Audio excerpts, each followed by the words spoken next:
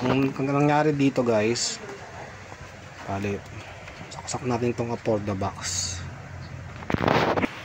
Yan, pagsak ko ng for the box, saksak na rin natin to. Medyo may ano siya saksak. Ayan, nakasaksak na yan. Tapos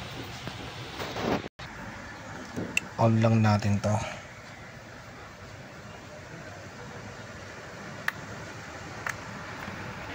Ayan guys, oh, namumuti siya. Pag pinatay mo yung for the box, mawawala yan. Diba nawala siya? Sandali lang yan, mga 10 seconds mawawala siya. Mawawala. Ngayon balik ko na yung for the box, i-on ko ulit na for the box. Ayan, tayo na natin siya mag-on. Mag-on yung for the box. Mag-start siya. Ganun siya guys. Wala siyang video. Kahit ipilitin mo yung menu sa power button para reset yung ano niya, power. Wala. So meron niyang step ng converter, ito na LM2596S.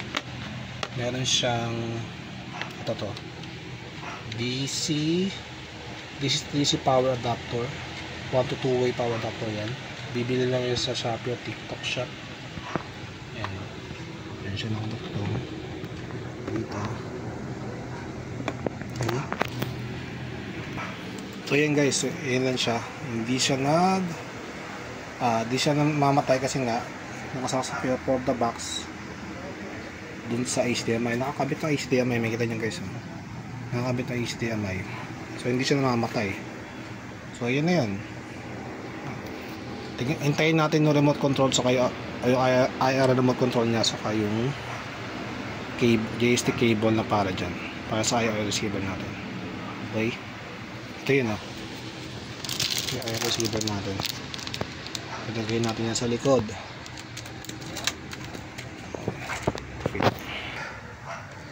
Dyan yan. Kita ba? Kita? Hindi.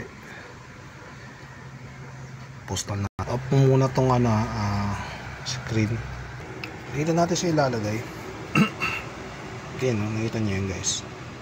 Dito ko ilalagay yung IR receiver. Ayan yung IR receiver. Ayan, isa na kukunin natin dyan.